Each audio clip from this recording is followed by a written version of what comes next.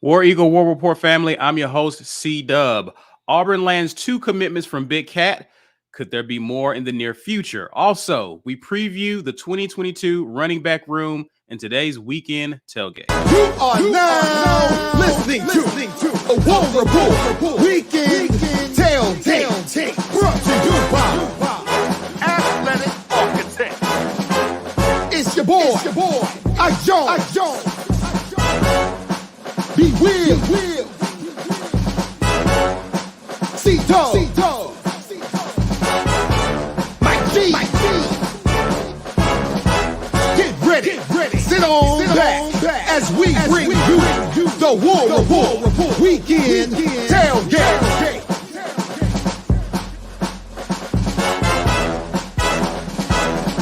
War Eagle, everyone. War Eagle, happy Sunday. I'm joined by Mike G, B, Will. Ike Jones is out, but we are here to present you with the latest edition of the Weekend Tailgate, brought to you by show sponsor, Athletic Architects. Guys, if you happen to be a student athlete, parent of a student athlete, related to a student athlete, or you're just interested in starting your own LLC, please go to buildthehouse.com so you can begin planning your financial future sapidly. Shout outs to them for being a sponsor of the War Rapport and supporting us. Speaking of support, we want to thank you guys for supporting us for the free, just by tuning in and watching live with us. We appreciate the comments. Guys, there's some other things you can do to support us for the free, and it starts by you sharing this video. Use the hashtag, get your weight up if you're on social media. That is Facebook, Twitter.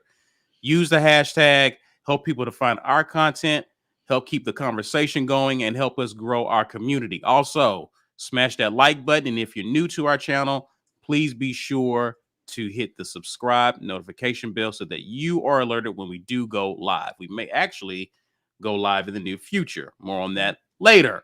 Also, if you want to go above and beyond supporting us for free, there's a way to do that. Mike G is here to tell you all about why you need to become a patron of the War Rapport in the near future. Mike G. Guys, become a patron already. We keep telling y'all this is one of the greatest life decisions you will ever make, to support fine, good-looking young gentlemen trying to do the Lord's work out here, bring you Auburn content literally every day of the week. So what is that content that you get for $5.99? It's interviews live for our patrons. Right now is Damari Alston. Great young man. This is the future of Auburn football we're talking to here, guys. This is after Tank and Jacquez are gone. This is the heir apparent. He's out here working hard. We had a great conversation with him. Our next conversation, we'll play a clip of it later, is with one Coy Moore. Another fantastic conversation that we had with a great young man that made the decision to choose Auburn. The staff brought him in out of the portal from LSU. So he's looking to do some big things. That interview will go live for our patrons tomorrow. So become a patron. You definitely want to get in on that content. As always, we are giving away something. This is brought to you by GWT2Energy.com. We're giving away a War Rapport mug. Hashtag get your weight up. I see you guys doing that already in the comments, so thank you for that.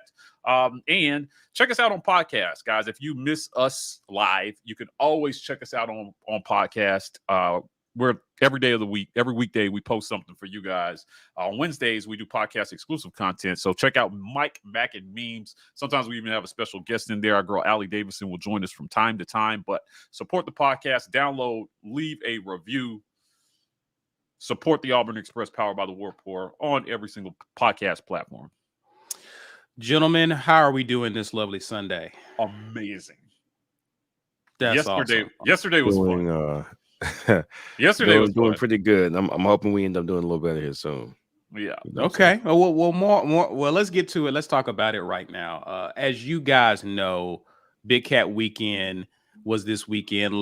Yesterday, as a matter of fact, on Saturday, a big recruiting weekend for Auburn. And we had some good news. We picked up 2 commitments from the 2024 recruiting class. I believe that's right. 2024 recruiting class. Also, Auburn feels good about 2 guys who are committed elsewhere currently, or was committed elsewhere, and Ashley Williams, who decommitted from Nebraska, and they feel really good about Bo Hughley. Also coming out of this weekend was that Auburn offered Jatavius Shivers, a big offensive tackle from the state of Georgia. making offensive tackle and offensive line a big area of need for this upcoming recruiting class. Want to ask you guys, does it feel like Big Cat Weekend was a success? And, it's to be determined how big of a success, but do you have a feeling that the coaching staff did what they intended to do going into Big Cat? Mike G, start with you. Well, the crown jewel was Bo Hughley, right? Correct. This is a position of dire need, and he's a high-profile client that you're flipping from the defending national champions. Bo Hughley is the get.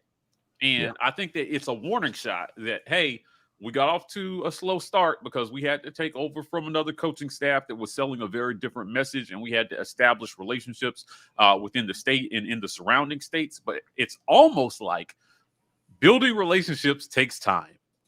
And after you give somebody time to build relationships, that message starts to set in. Guys, recruiting doesn't happen in a vacuum. You don't start day one, and unless you already have, obviously, inroads in the region. But we knew that. We hired a guy from outside the region, so it was going to take him and his staff to get in and establish that message to the high school coaches and to the players in states and in the surrounding states that Auburn is where you want to come play football. Now, some things are starting to come together with NIL, and admittedly we got off to a slower start than some of our SEC counterparts, but I think that Big Cat was a success, right? And not all of these kids committed the day of Big Cat, but I think what you'll see in the coming days and weeks, those commitments will start to come in, particularly too for the 2024 class, because remember, when Harsin hit the door, he was 2 years behind on recruits for 2022 and 2023. 2 years behind.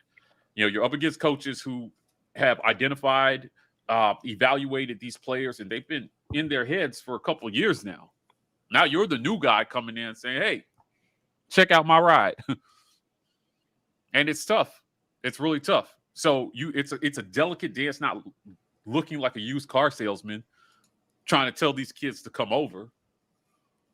And people were like, oh, he can't recruit. It was just a silly thing to me. I think that they'll close strong. And these won't be the last. Guys, no letters of intent are signed. Hughley committed last fall to UGA. Right. It's a lot of time for stuff to happen. There's still a lot of time between now and December. Now, in classic Auburn fashion, right? We're going to pull it out at the last minute and make everybody sweat because that's what Auburn does. But I think it'll be fine. I'm not panicking about recruiting. I think that Big Cat Weekend is back. It feels like this is the first year we're really free of like COVID restrictions. I know they had it last year, but this year just feels like it wasn't even a topic of discussion. Right. And and they've learned. They didn't do everything perfect in the door. I think there was a learning curve for this coaching staff. I think they learned what they needed to do, and now it is time to get this thing going. Right, both, and then let these guys start to recruit for you. Right, they'll do it. Yeah, they'll do it. Well, I mentioned Jatavius Shivers, Auburn offering him. Yes, Kyle 2013 says Shivers did commit to South Carolina, but like Mike G said, right. Auburn can still pursue, but we'll see how offensive line recruiting continues to evolve over the course of this season up until signing day. Be what your thoughts on Big Cat Weekend? So it's hard to parse from the outside looking in. If you're just on Twitter, you're following all the recruiting guys, you're following the Auburn football recruiting account, you're following our coaches and our assistant coaches. We know we got guys on staff. We know we got people on the ground. We got recruits coming in to impress them. But as somebody who has never been recruited for anything before, I have no idea what's going on the ground. You show up, are you impressed? Or are you not? Your family comes in.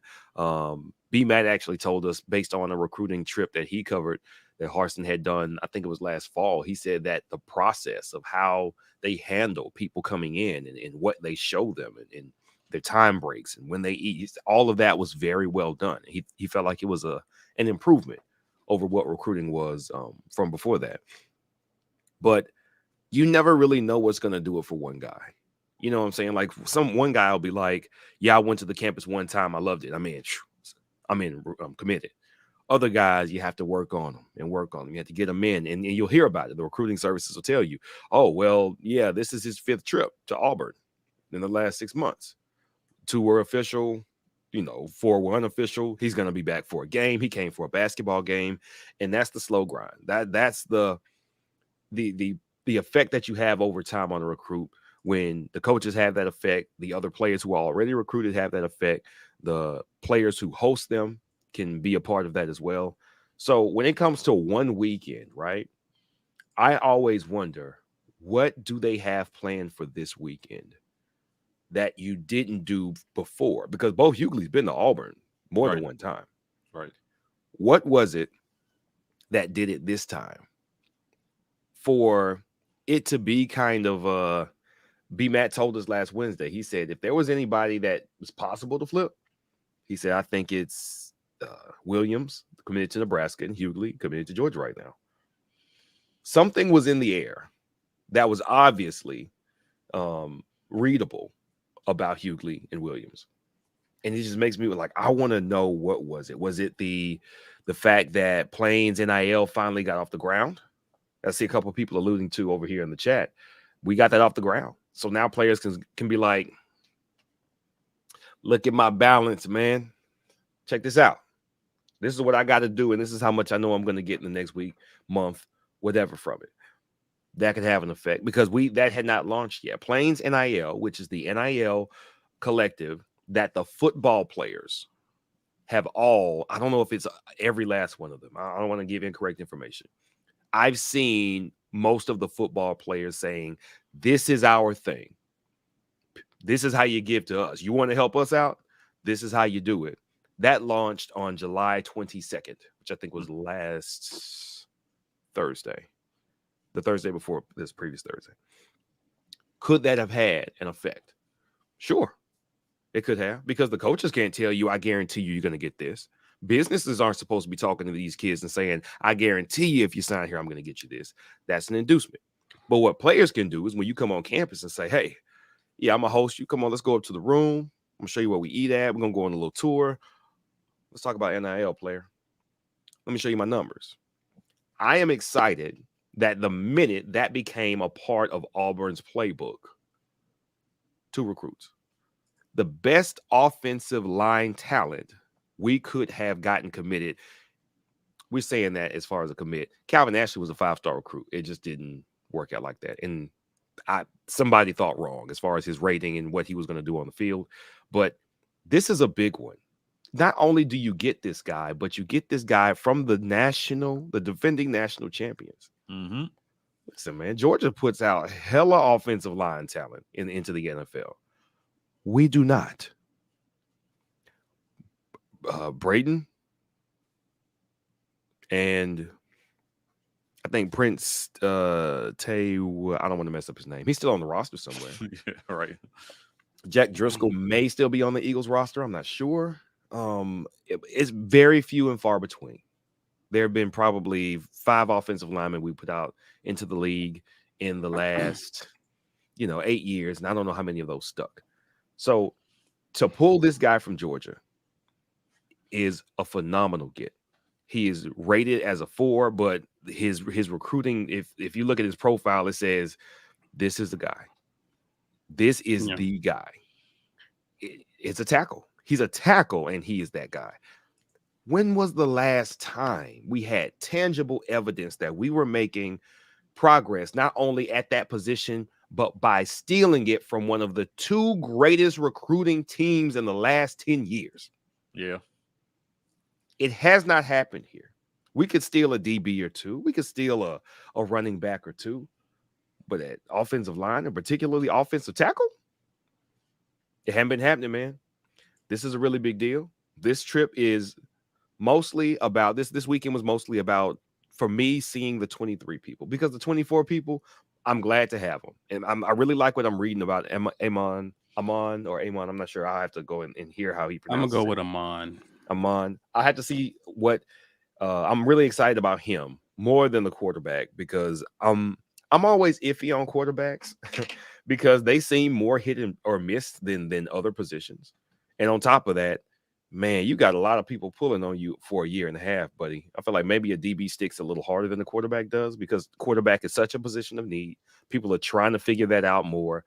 And I'm glad we got Posse committed. I'm glad he felt comfortable enough to commit. Amon Lane looks like a really good get. 24, we got a full 15, 16 months to hold on to y'all. So with all due respect, I'm glad y'all here. Let's get this 23 class lined up because we got some guys that can put pen to paper in December. I want those guys in. I'm glad to see that we got some momentum on the 2 that we did. I don't know if it hopefully we hear something. We're hearing it. We are hearing it. Williams decommitted officially on Twitter. And if I'm not mistaken, didn't Bo Hughley take Georgia commit out of his was it Twitter profile or Instagram profile? I'm not sure. That's momentum. Either, yeah. That's something happening. That is tangible evidence. I want to see the commitment. I want to hear it out loud. And more than anything, I want to put pen to paper. I want them to put pen to paper in December. But getting guys like this on board, it makes it easier for the next domino to fall, man. This would have been an extremely successful weekend if we can pull a prospect like Hughley, especially from Georgia, and get it to stick. Agreed. I don't think it can be understated that pulling somebody from Georgia it's a warning shot. Mm-hmm. We went into your backyard after you won a national title, and not only did we pull a guy, somebody in a dire area of need for Auburn. We have to. Everybody has been complaining, like, when are we going to get some linemen? Where are we going to get some linemen? Okay, shut up. We're getting them. Yeah. This is it. I wouldn't be surprised to see 4 or 5 linemen in this class. Right. At all. Oh, I fully expect that. Like minimum. I fully expect that. Yeah. Yeah.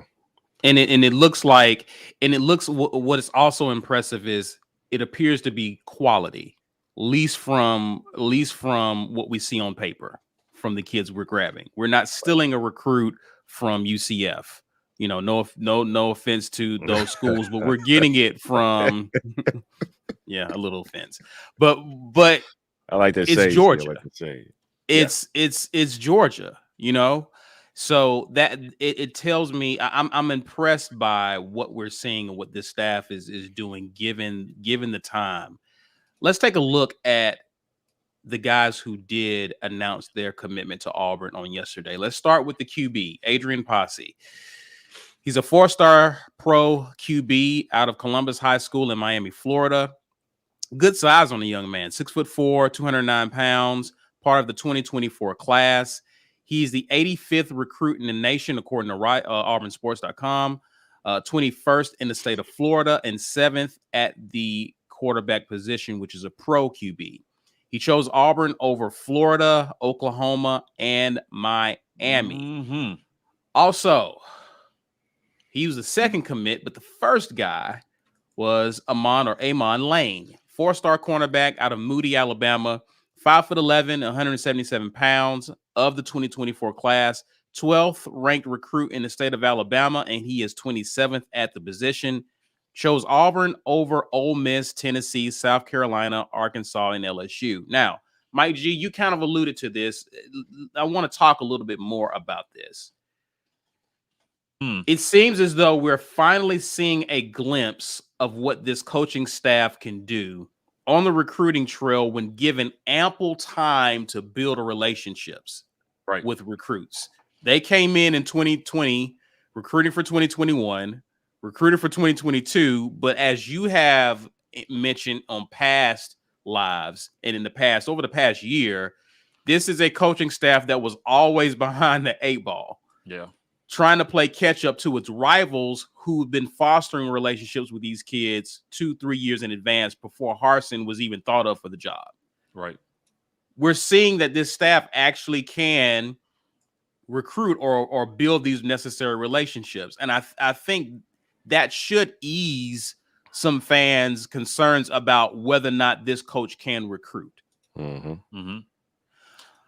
How important, given this, is this upcoming season as it pertains to the sustained momentum that these coaches is building, because they still got to see something on the field. Right. How important is this upcoming year to continue that momentum for these kids they're building these relationships with? Well, Harsin said it at media days, right? He said, watch. The message to recruits is watch. They have to go out and they have to put something on the field that is visible and tangible for recruits to latch onto and say, okay, I can envision myself in this. The visual is very powerful, man. Like, when you're watching, when you're at the Iron Bowl, feeling the energy, right, and hearing the crowd, and then you start to picture yourself, in overtime at quarterback, making that pass that wins the game. I mean, that's the stuff the kids dream about. You get a chance to build that environment for them, and we've got to go out and create some moments this fall. Yeah. They need marquee wins. They need to get off to a fast start. They just need to see. I just feel like, at the end of the day, it was patience was always what we needed. I'm hoping that our fan base is learning this through this process. The same way we gave Bruce Pearl the time to build a basketball program. And it's a little different at football because you have more guys to develop. I feel like you could, if you're a decent recruiter, you can turn a basketball program around a lot faster than you can take a football program because it's less developmental. You can have kids come in and start as true freshmen and then they're gone. And football, there are too many moving parts. So you need to give time for the, especially when you're going through a system change, you need time for the strength and conditioning program to take hold. You need time for the culture to take hold. You need time to build relationship with recruits.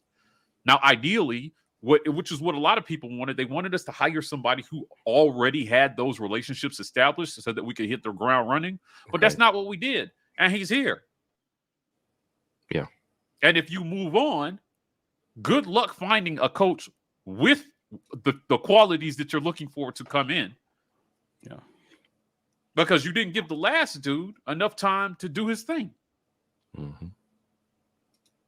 I just feel like it's just important. Like, patience is important. Patience is important. That means patience on the field this season, because there's going to be I'm telling you, there's going to be a frustrating loss or two. We're going to come on this show and we're going to be like, oh man, what in the hell was that? Right? Yeah. It doesn't mean we're losing faith, but it does mean that there's still work to do. Right. You just have to have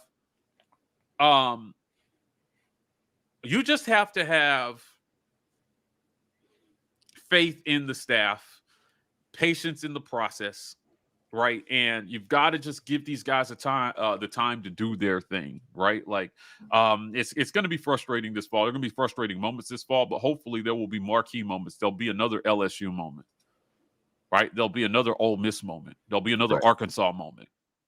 People acted like there was nothing for us to latch on to from last year. I don't get it. I don't get that message. Right.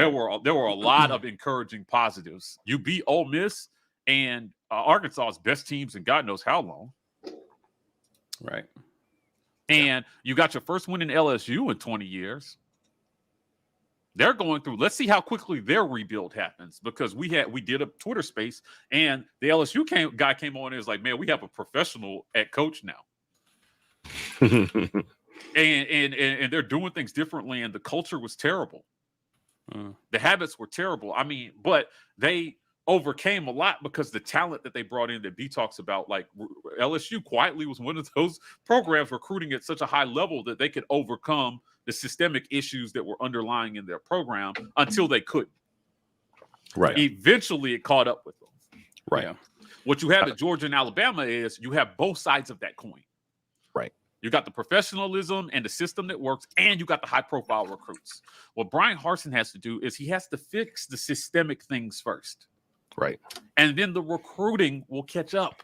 And we have to let him fix. The fan base needs to let him fix. Let him fix it. The stuff first. Right. Yeah. So, patience is... Give you 30 seconds, Mike, before we get to some of these questions. Yeah, I to your point, right? The product on the field is going to be an important part of continuing this momentum in through signing day and through the end of the into the 2024 class.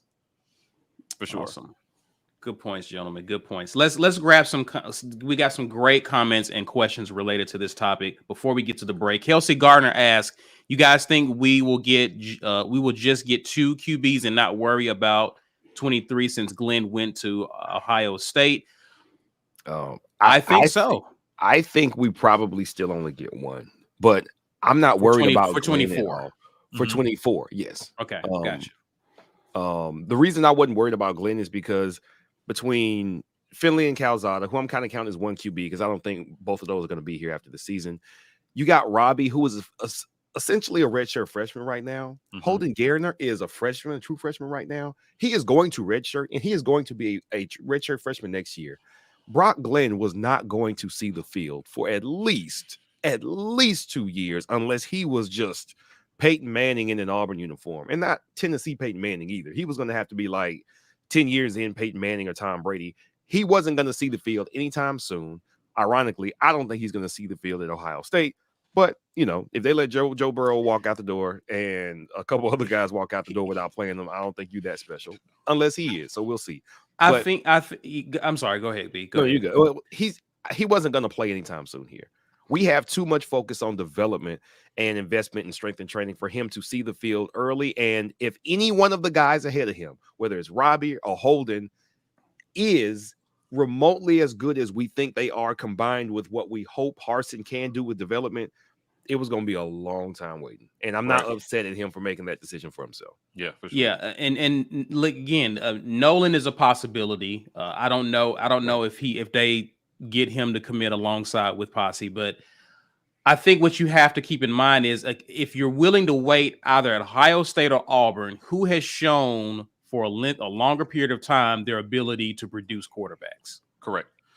That's why Calzada's development is so important. Right. Yeah. And Robbie, to B's point, Robbie's development is so important. Show that you are competent with quarterbacks. We've been missing that for 8 years. Right. Yeah. Right. In 8 years, 2 competent quarterbacks. 2. Jarrett Stidham and Nick Marshall. That's it. 2 in 8 years. Yep. No bowl doesn't count. All right. Go. Yeah. Like, no, it doesn't count. I'm sorry. Like, there's no way you're labeling that a success story. Right. So, I just think it's important. Let me pick this point real quick. The Posse kid or Posse or let's say Posse because we're gonna say Posse. We're gonna say Posse. We're Posse.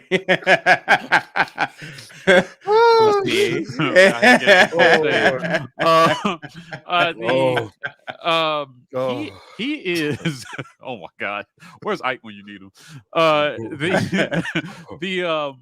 This kid, they're saying might likely be a 5-star before the end of this process. They're saying he's got room to grow. I've been hearing this. They're like, yo, this kid, and his high school coach came out. He was like, yo, but he's going to have 5 stars before this is over. Now, I expect him to stay at 4 because he committed to Auburn. Yeah. It feels like committing to Bama or Georgia just like gains you an extra star. That's a good recruiting joke, inside recruiting joke. Yeah. You just get an extra halo on your head or something when you commit to those schools. But, hopefully, maybe,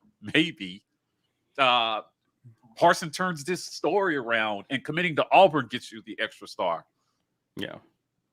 Damn it. Yeah. Start putting a product on the field that says you know what you're doing, and people will trust the evaluation of the kids that commit to your program. Those extra stars are the goodwill that Saban and Kirby have earned in development when those kids commit. So to some extent, even though it's crap, to some extent I'm okay with it because they've earned the benefit of the doubt with the recruits that they bring in. Yeah. Time for us to do it. Uzi says everyone, good to have you on, Uzi. Everyone is stealing from Georgia. If we get Hughley, the top 6 prospects will have left the state. Wow. Hey. Is that real? Uzi. Lil Uzi Vert. Is that real?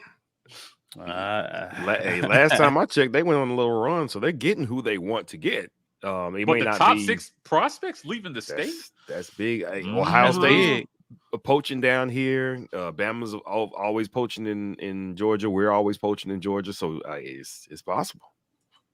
Yeah, it's possible for sure. Very, very interesting point there. Marion Thomas says, did they have any 5-star players visit Big Cat? I think there were 2 defensive linemen that they tried to get, but they had already committed to going to Florida, I believe. There are already schools hosting, and so Auburn chose to host Big Cat weekend on a weekend where their rivals wasn't having big events. Correct. So they chose Florida. And the guys who were after just they were already committed to Florida when Auburn's Big Cat was scheduled. Go ahead. And that was a criticism I think that the staff got before last year, I think, about hosting a junior day or something on the same junior day as another school in state or as Alabama. I just remember a criticism of them, like, why are they doing that? You know, nobody's going to come to ours if you have it on the same day.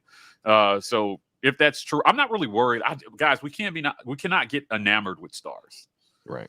We can't get enamored with stars, right? I want to see good value, talent, and value. 4 stars is great. If we don't have a single 5-star in this class, I don't think that it matters. Right. Yeah. As long as you're picking the right kids, if you're identifying right, some of these 4 stars are going to play like 5 stars. Right. And you're addressing needs. I think that's most important because we, in the past, previous coaching staff, where we get to the break, we would have a top 15, top 10 class, but we didn't hit on some of our needs. Right. So it's like, what at the end of the day, I mean, you have a top 15, top 10 recruiting class, but you don't have any linemen for the future. Right. You missed out on a quarterback. We didn't get the quarterbacks we needed. We didn't get the tackles and offensive linemen. We were digging in the transfer portal and on the JUCO market for offensive linemen every year of, I want to say, the last 4 years that Gus was here. And that was partially, but we didn't stay outside the top 12 in recruiting. But is that successful recruiting when you can't fill the needs of positions that are most important for the team? Yeah, we got a 5-star running back, but man, we're stacked at running back. What about these offensive linemen? Because that would have made the other running back, the 4-star running backs, play better. So I mean, come on, we got to weigh our needs against our wants here. And I think you start getting the attention of 5 stars, as we've already alluded to, when you start showing a development and a pipeline to the NFL, and these kids can come from high school to your program to the league. That gets the attention of 5 stars. Auburn has to start showing that across the board.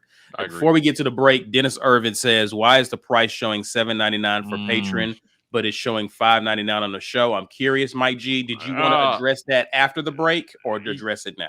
Yeah, I'll just address it now. That's an Apple thing. So, Dennis, if you are on your iPhone, Apple charges extra fees for processing that payment. So they jacked the price up to $7.99. We didn't even get a notice that they were going to do that. You can still get the $5.99 price. You just have to log into your YouTube from your computer and with the same credentials. And then that $5.99 will transfer over to your iPhone. I definitely want to grab Jonathan's Harris's comment. Appreciate the super chat. I feel like players can now weigh their options better if we can match an offer of another school. Players can go to a school they actually want to be at when NIL offers are on par with other schools. That's fair. Yeah, remove NIL as the decision-making factor for most kids, right? Yeah. The high-profile recruits that are demanding millions, it's going to be a money battle. Right. Yeah. But for the average 4-star and 3-star, it doesn't have to be. Just make sure that we have the same sorts of opportunities that you can get at other schools, and I think that it neutralizes that the effect of NIL on a lot of the recruits. Good stuff, guys. Listen, those of you watching, do us a favor, y'all. Share this video. Use the hashtag Get Your Weight Up on Facebook, Twitter. Help people to join in on the discussion as we're talking about Big Cat. And as we begin to preview the running back room. Also, if you're out here and you're not commenting, or if you are commenting, do us a favor and smash that like button. Let's help get our likes up, get our engagement up. That helps us out a ton with our content. Also, subscribe if you're new to the channel. We greatly appreciate it. Let's pause to acknowledge the sponsors of the War Report. This edition of the War Report is made possible by our generous sponsors. AuburnSports.com. For news and notes on all things Auburn Sports, head over to AuburnSports.com. Athletic Architects. For young athletes looking to secure their financial futures, let Athletic Architects help you start to build your financial house. Head over to BuildTheHouse.com. and our giveaway sponsor, GWT2 Energy Consulting Services. If you want the best in the business at restaurant logistics, check out our friends at GWT2Energy.com. Hey, become a patron. We just talked to Dennis about this. $5.99 will get you there. So become a patron member. We just need you just need a credit card and access to a computer. Your benefits will transfer.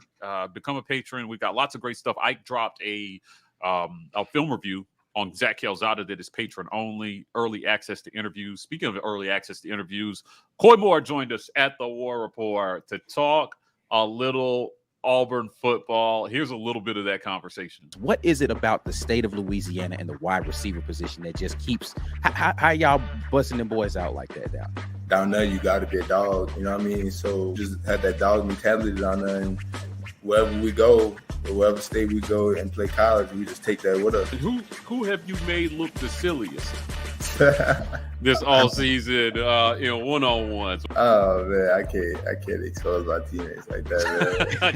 Hey, listen, if they were on here, we would ask them, did they get you? So you might as well. I know for a fact they can't say that. So man, you know what I'm saying? Like I don't. That's the least of my. If you had to give us who's the deep threat going to be this year? If it's you, it's you. But like, which guy are we looking out for that can get behind the defense and take the top off? That's everybody taking the top off. It's like the whole receiver room is running. You know what I mean? So like, that's kind of hard to really determine. You feel like this system is preparing wide receivers for the NFL, for sure. Yeah, for sure. I feel like, in my opinion, we should have two receivers with 1,000 yards at least.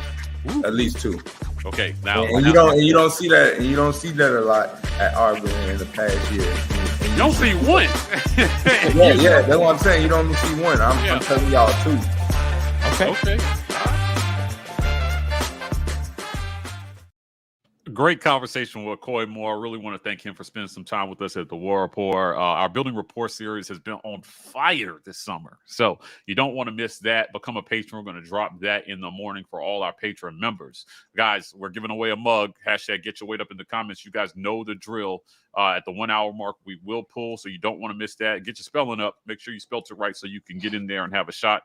As always, we're on podcast. Every single podcast platform there is. The War Rapport is there. This is a growing part of our business, man. Help us by subscribing. Leave us a review.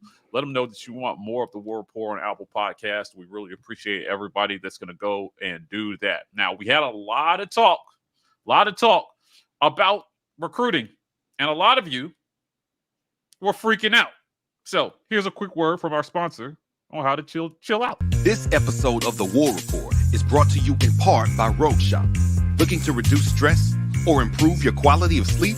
Rogue Shop has you covered with a wide range of premium products, including gummies, bath salts, and oils. Go to rogueshop.com and use code RAPPORT when you check out. That way, they know we sent you. All right? Special shout out to Rogue Shop. Guys, we're going to need, I feel like this season, we're going to need lots of gummies. So stock up now. We'll make sure we get you guys a super special discount code for those extra freak out gummies. They got them. Matter of fact, I think he's going to name them that now too. I'm going to send him that recommendation. Nice. Extra freak out. And then with an Auburn logo. We'll see if we can get it licensed. Make the gummies dark blue and orange. Specifically, let's see if we hook that up. Richard, if you're watching. I actually like that idea, B. Yeah. I was just playing now. I like it too. Yeah. Blue and orange gummies. No, I really do like that idea. We Mike, you may need to put a it takes to make that happen. Yeah. Make that happen. All right. Thanks for joining us, sir. How are you? I'm here.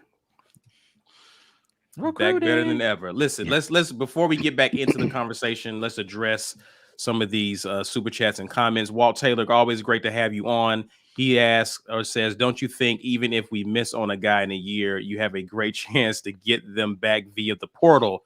Just keep on recruiting them. Yes, listen, real talk, in the conversations that Ike and I have had with the staff, that is their feeling.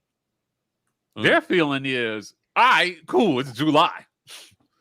after you make that mistake, we'll be here to help you pick up the pieces. We'll pick you up from the airport after, you know what I mean? Your big romantic getaway weekend falls apart. We dirty macking. Yeah, right. Hey, Well, you you're know I gonna come wouldn't home treat you like sad and that. crying.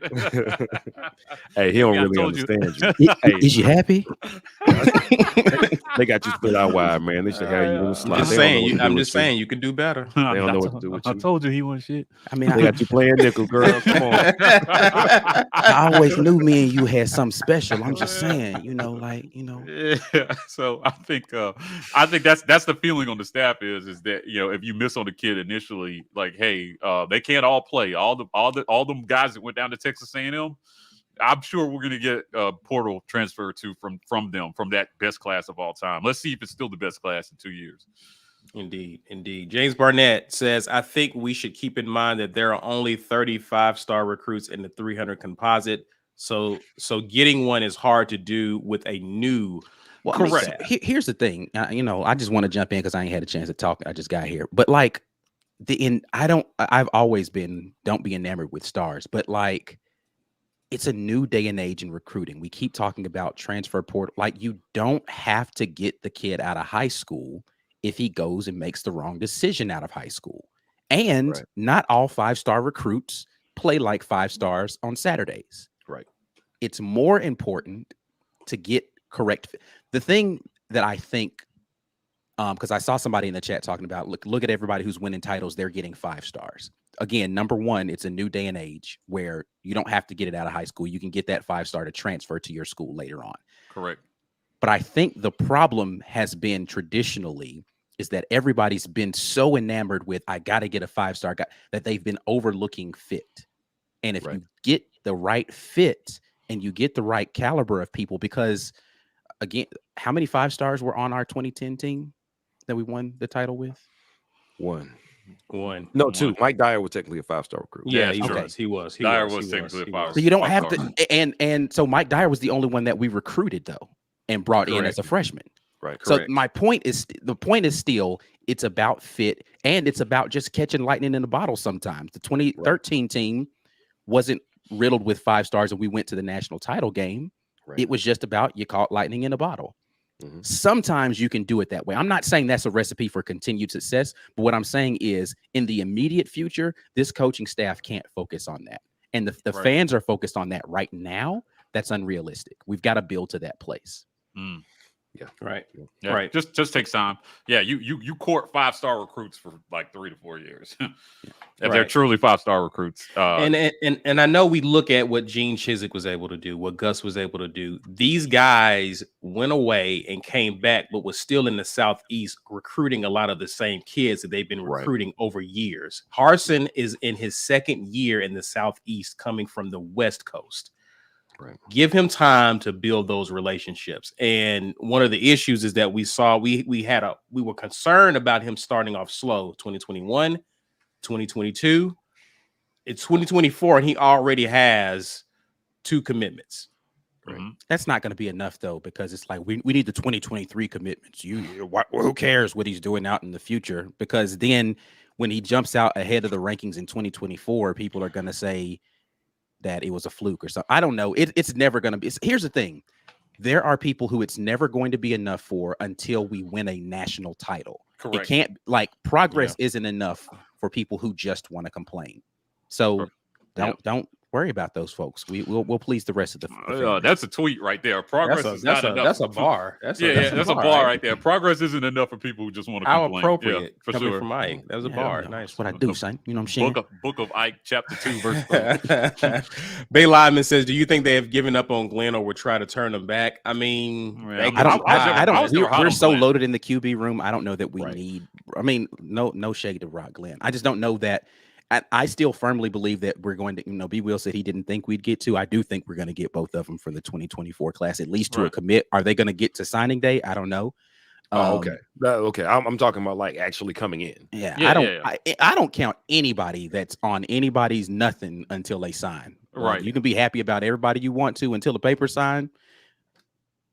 It don't mean anything because they can still flip to somebody else. Yeah, I'm not too hot on Brock Glenn. Listen, man, we already got some positive. So We ain't worried about Brock Glenn.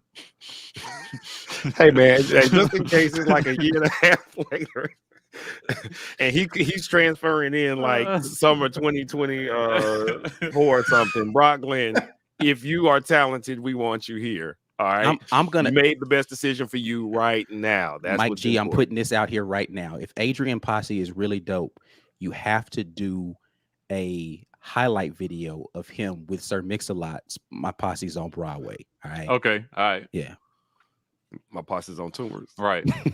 I thought you were gonna go with Pop That Posse, but okay. No, sir. Not at all. Not at all. It's Not at all. Sunday, Mike. It is Sunday, sir. I ain't at church. Where is Mama Giddens when you need her? Oh, All man. right, moving on. PG-13 today. No, you are not, sir. Let's preview the running back room. This is a continuation of a conversation we started last Wednesday when we talked about the wide receiver room. Let's take a look at past, present, future of our running back room coming in. They are as follows. Returning is, of course, Tank Bigsby, Jordan Ingram, Jacquez Hunter, Justin Jones, Sean Jackson. Added coming in is Damari Alston, Luke Rebels, and of course, going out is Sean Shivers, who was a big part of our third down offense.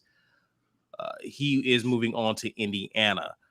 Guys, when we look at this room, we know about the guys who are pictured here. Of course, this is hopefully a big year for Tank, a big year for Shivers. Let's just make an assumption that the challenges that we've had up front last year as it pertains to run blocking, let's say that we take a step forward this year in run blocking. What kind of attack or what should we expect from these two guys, these two knowns in our run offense? Someone jump in there. We're going to have 2,000-yard rushers to go with them 2,000-yard receivers that my man Coy Moore was talking about. And our offense is going to put up like 6,000 yards this season. Okay. So here's the thing. No, in all seriousness, Tank had over 1,000 yards, including the bowl game, with what anyone with two eyes or even just ears listening on the radio would term as terrible run blocking, with subpar passing attack matched with it that had a bunch of people loading the box, and he still went over 1,000 yards, including that bowl game. Right. With him being semi-injured for a portion of the season. Think about that for a second. Yeah. Not fully healthy a portion of the season, poor run blocking, no support from the pass offense, over 1,000 yards when you include the bowl game. The boy is going to go absolutely insane if they're just minimally blocking for the entirety of the season for it. Right. Yeah. Jacquez Hunter was just kind of getting his legs under him last year. When we got into the meat of the season, you saw him falter a little bit, had a good LSU game, had a couple of sparks later in the season. Another year, he's already ridiculous in the weight room, so strength and conditioning is not his issue. Him being able to be more effective in the pass catching game so he can stay on the field, him learning how to do a little bit better in pass protection, he's going to go absolutely insane this season. We've got a short yardage back. Like, this running back room is ready to do crazy things if the run blocking is even minimally better. Right. Is it just me, or is a lot of the videos that we've seen on social media with Tank out there catching passes from Zach Calzada like a foreshadowing of what his role is going to be in the offense? I mean, they're really working on a lot of those throws out of the backfield, outlet passes to Tank. Tank looks good, man. His hands look really, really good. I mean, I think that they've made a concerted effort to make Tank as much of an all-purpose back as they possibly can as he goes into his NFL career. They want to show off that Tank Bigsby can do anything for your offense in the NFL. And here's a cut up. Like, it's got to be, but you got to put it on film. He can talk about it all day. Yeah. Oh, I can catch anything. Let me see you catch it. All right, cool. We'll throw him out there in some routes, and we'll I forgot who was it. Coy Moore, who we were talking to, who said he felt like Tank had really good hands. Yes. So, yes.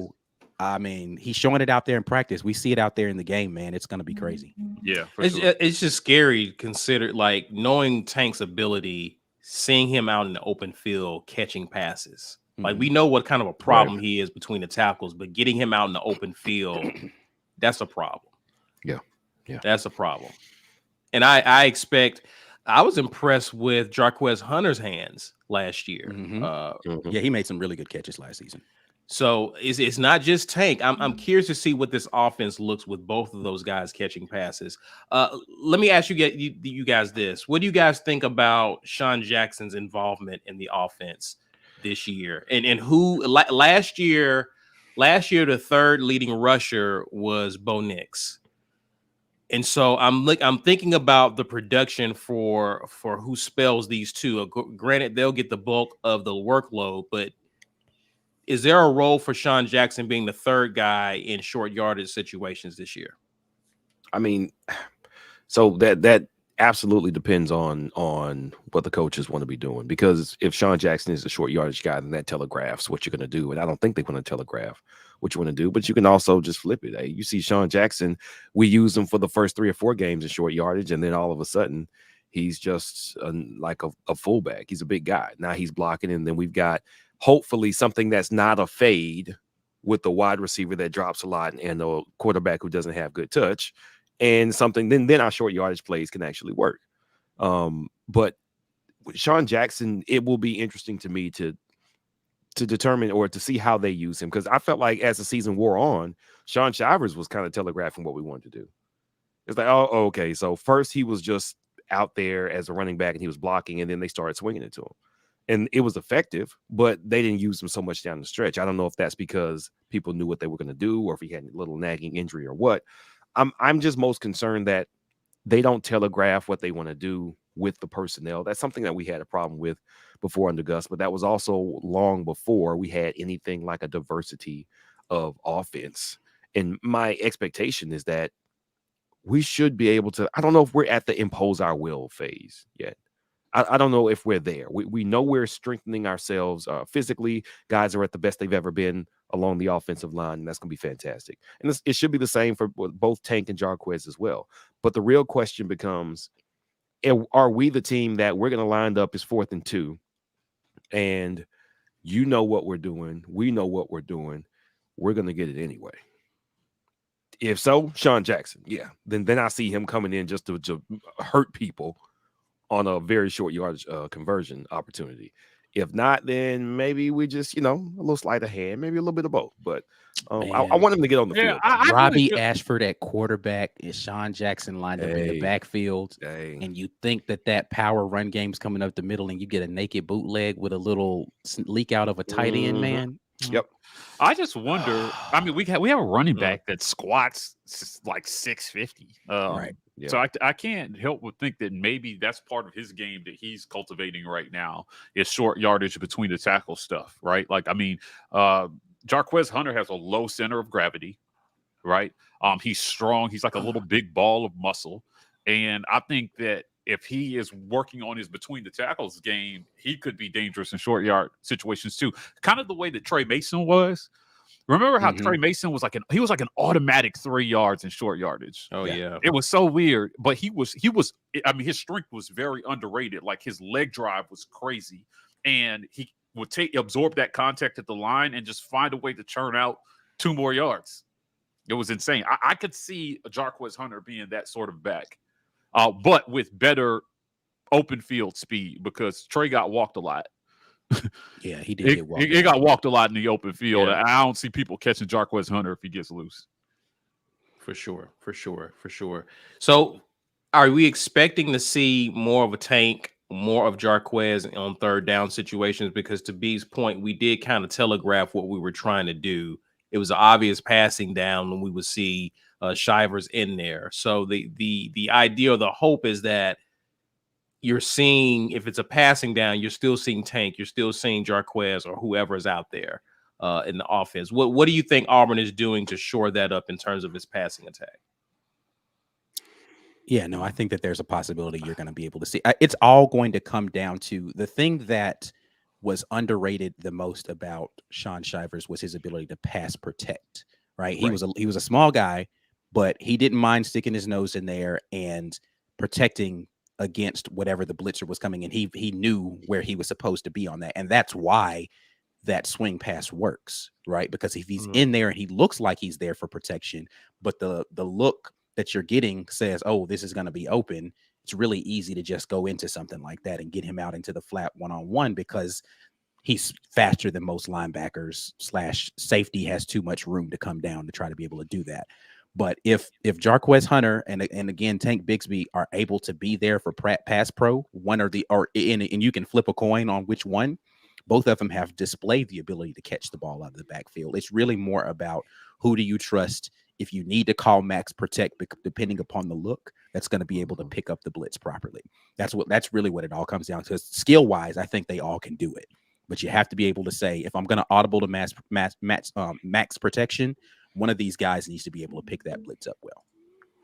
So, what do you think do we see much of Damari Alston this year? We just interviewed him. I don't know. It's tough, because right? Like, if Sean Jackson had not gotten on scholarship, I would say probably he had without injury, Damari Alston still probably would see the field. I don't know where they feel about Jordan Ingram, right? He's been in the system for a little while. You'd love to be able to keep Damari Alston and redshirt him. Yeah. I think that this staff is going to go old school with it, right? Back, in the early 2000s under Tuberville, redshirting was very common, even for the better prospects. Unless you were the phenom, you're not seeing the field in year one. They're going to save that year on-field eligibility, give you time to catch up and get acclimated to the game in every aspect. And then when you hit the field, you're ready to go. But Harsin he's got old school vibes to me when it comes to development. And I don't think that's a bad thing.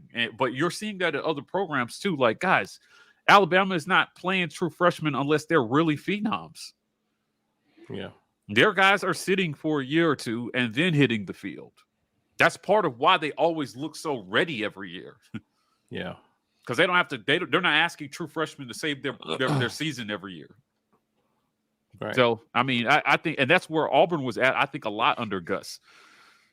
It was always waiting for some new person to come in, and instead of just churning out the next guy on offense, it was just like, oh, we need this JUCO to come in and save it. We need this freshman to come in and save it. And Harsin is giving me steady production kind of vibes when it comes to development. I like it. Yeah. I think it's headed the right direction.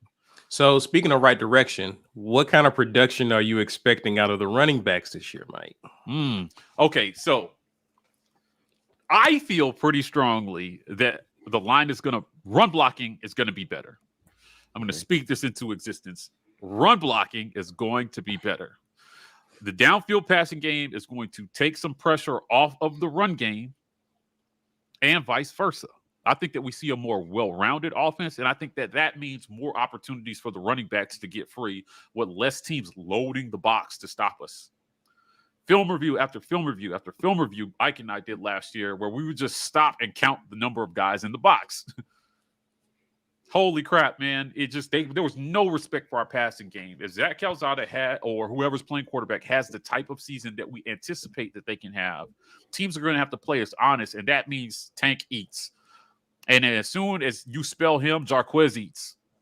Yeah. You might not get a break, assuming that we stay healthy, on O-line and we don't have any setbacks there. But I just think you see a more well-rounded offense this year with a better quarterback at the helm, no matter whether it's an improved TJ Finley, a Robbie Ashford, or an improved Zach Calzada as well, too.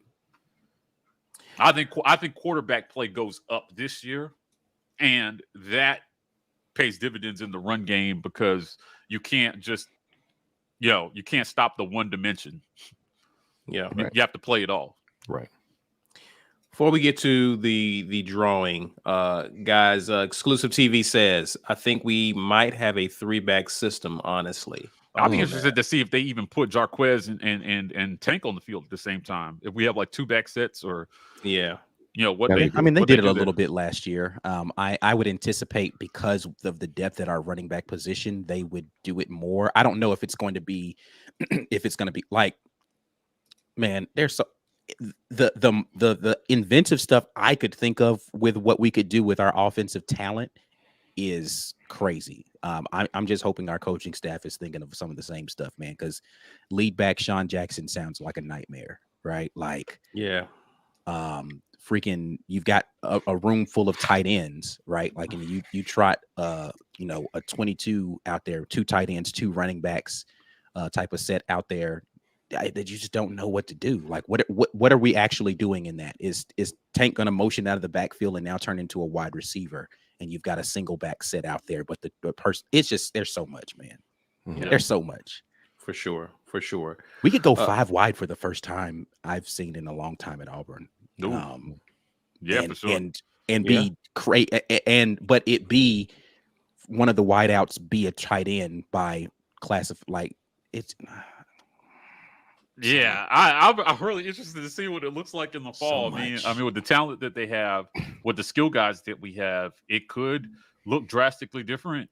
And if you can get guys in space and give them an opportunity to make a play, man, I'd like to work. I like seeing Tank out there catching passes out of the backfield. You have to get your best players the ball. Yeah. All right. You have to be able to adapt to what defenses are trying to do.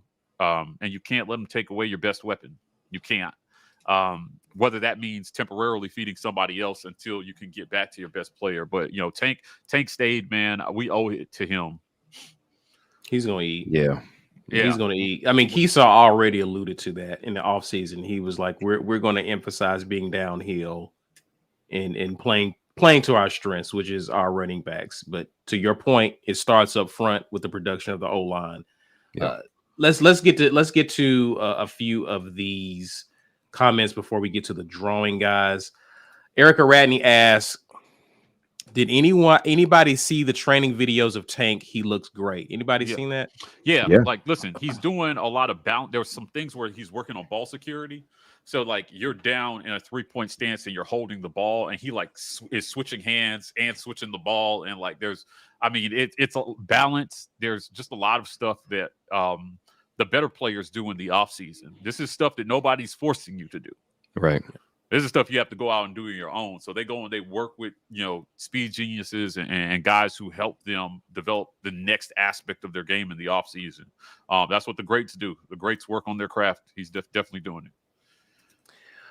Also, Jerome D asks, is it me, or do you think our offense is being built to average over 40 points a game instead of scoring 20 and hanging on? I like to hope so. I like to think that's what we're aiming I for. think the beauty of, again, this is all based on paper. On paper, we could win a game either way. Right. It just really depends on how well the offensive line plays in the run game, because if you can do ball control and you have a good defense, you can score 25 points and still win a football game. You can just choke the clock out. But man, I don't know, man. I have gone. I'm trying to calm my enthusiasm, because the fan in me wants to be like, oh, we beating everybody, right? Like, because I see the fire that the players have, and I see the work that they're putting in, and I see all the possibilities from the skill standpoint. But I mean, I just need I need to see it in the first game. I was talking to was it just you, B Will, or was everybody, where I was like, I'm waiting until I see what we look like game 1. We was in the chat saying it. Yeah, just from a physicality standpoint, because if it doesn't look right, I'm going to be able to tell. Because just from a skill standpoint, you ought to put Mercer in the grave, like in the first quarter. But if we're coming out there and we're looking sloppy execution wise, and we're not just physically dominating, it's going to be telling early in that game. So we'll see, man. I think we have the capability of scoring a bunch of points, but it's going to come down to offensive line and quarterback play. Always. Yeah, for sure. Guys, let us know your thoughts in the comments. If you're watching live or on replay, we want to know your thoughts about the running back room. What are you expecting Are you expecting much out of Damari Alston this year? Will Sean Jackson get some burn, short yardage situations? Will we use multiple running backs? Let us know your thoughts in the comments. It's now time, guys, to draw. Yeah, listen, 68 of you have done this already. You guys know the drill. We're not waiting. We're going to run this at 69. Who's going to be today? Who's going to win today? See some names there. Oh, Lisa. Jordan Gilly. Jordan, are you here? Are you here? Please respond. Let us know that you are here. Yeah, we see Jordan in the chat before we move on. Jordan, if you're watching, we need to know you're here, or we're going to have to redraw later in the show, and we will keep going until we get a winner. Those are the rules. Yeah, but listen, if you're not here, we're going to have to ask you to chill when we redraw and give it to someone else. And who better than our sponsor, Chill Boys, to tell you all about how you need to chill. Treat your boys. Chill Boys underwear is designed for maximum comfort with enough space to keep you cool, calm, and comfortable. Chill Boys underwear will help you keep the boys close, not too close. When the game is on the line, you won't break a sweat with Chill Boys underwear. Whether it's left boy, right boy, or both boys, Chill Boys provides your boys comfort like you never felt. Maximize your chill with Chill Boys. Big shout out to Chill Boys for sponsoring the War Rapport. I'll tell you, in honor of Chill Boys, I would like to say, I hope a lot of the naysayers, I've noticed on some of the boards that I'm on that a lot of the Harsin can't recruit people have been eerily quiet the last 24 hours. I have not seen their names, and I hope, and they should just stay quiet. They should just go away and stay away. This team, this is the beginning of something. Recruiting is the lifeblood of football, and having guys like Tank, we're talking about running backs today, having him have a good season is also a good recruiting tool for you. You've got to have good running backs in our league. You need a dynamic quarterback. We've got to get to a point where we've got 1,000-yard receivers like Coy Moore is talking about. They have a chance to do that, and hopefully we're having a more exciting recruiting conversations this time next year. Indeed. Guys, any more comments about the running back room? Anything you want to say about it? B, anything? Nah, man. I mean, I think we're all excited that Tank has turned into the vocal leader that he seems to be. And that's something that's evident from the interviews he's had in the offseason media days. I am very excited to know that. I think we talked about this with Ike talked about this specifically. Damari Alston was working out with Tank. And Tank was like, don't sit down. We're not sitting down. Mm-hmm. He was always probably the best offensive player on our team. Probably every year that he's been here, he has been the most talented player on offense. But I don't know how much of a leadership role he took up last year. I don't know. It seemed to be kind of the quarterback's job by default. Bo was more experienced than Tank at that point last year. A lot of stuff was changing. But Tank Bigsby, partially because he made the decision to stay here, and this is one thing that has never been debated, is that Tank almost left. Coach Harsin has acknowledged that he had to talk to Tank about why it was going to be good to stay here. Tank acknowledged that he had the decision to make in the offseason about staying here. I think there's some. He also acknowledged that Georgia was never a factor in that decision. Just throwing it out there. Yeah, It wasn't like I'm thinking about transferring here. It's I have questions about what this is going to look like next year. I didn't mean to cut you off. I just wanted to throw shade at Georgia. Go ahead. Yeah. Okay. So, but it seems like there is some power in going, let me see. I'm thinking about my future. I want to be in the NFL after this next season. I'm looking at how the offense went. I'm looking at the talent around me. There were some things holding me back. And it seems like he's not putting it all on everybody else either. He's like, no, I'm going to be better. He is improving, and he is demanding that everybody else be just as committed to improving as he has been. I think there is some true value and some intangible positive that will not show up on the recruiting sheet, that will not show up when you look at those starting lineups. But when your actual best player not just your quarterback, but your actual best player is your most vocal leader, that's important. Right. Not the guy who thinks he's the best player, not the guy who the media wants to dub as the best player because he grew up being a fan here. The actual best player on this team is telling you to get it in gear. It's telling you that what you did was not good enough. It's telling you that showing up late ain't gonna cut it. That has value. Yeah, that it has value, and I am very excited about that value being evident pretty much from the moment we open the season. I think it's going to make a difference. All right, I have not seen Jordan's name. So with that, can somebody pull me back up here? Yeah, there we go. Guys, look at this face. This is the face of a man who missed an opportunity. Don't be Jordan. Who's it gonna be? Jordan did not return his shopping cart. No, he did not. Oh, hey! I know he's here. Yeah, he just commented. I think actually, but I know they're in here. Yeah, just commented literally like 1 second ago. So yes, let us know you're here. Do the formal thing. Let us know that you're here. Say it out loud. Say it with your chest. It's a slight delay, so okay, getting it together. So. All right, I won. There we go. All right, business at the War Rapport. Business at the War Rapport. Please send us your mailing address so we can get you that mug. Thank you. Congratulations. She was actually very active in our comment section. We appreciate the viewership and the engagements on all War Rapport content. So congrats.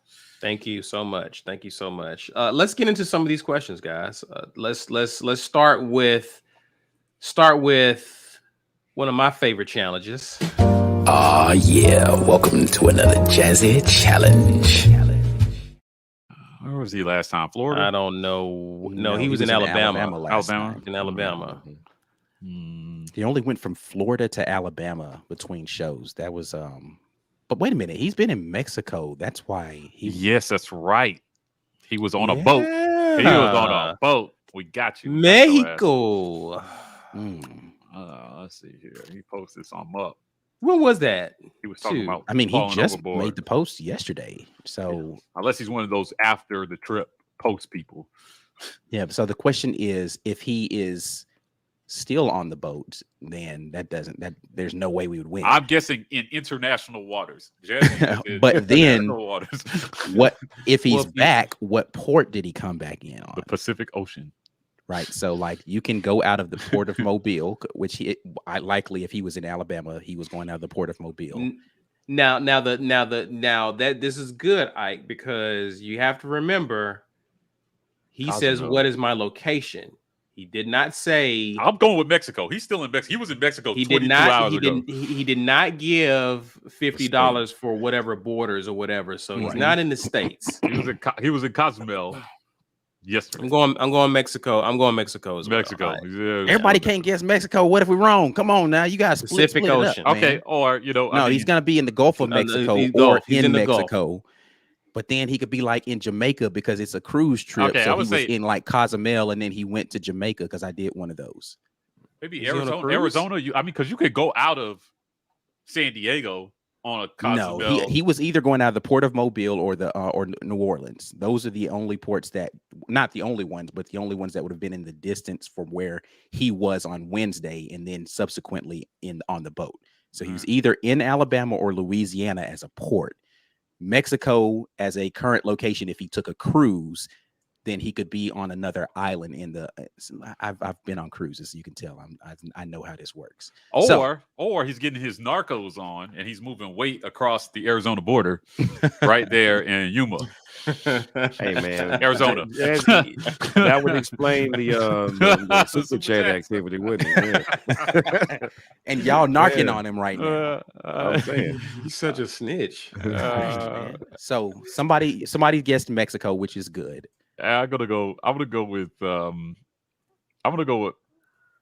Florida. Maybe he came back in. No, or you can listen.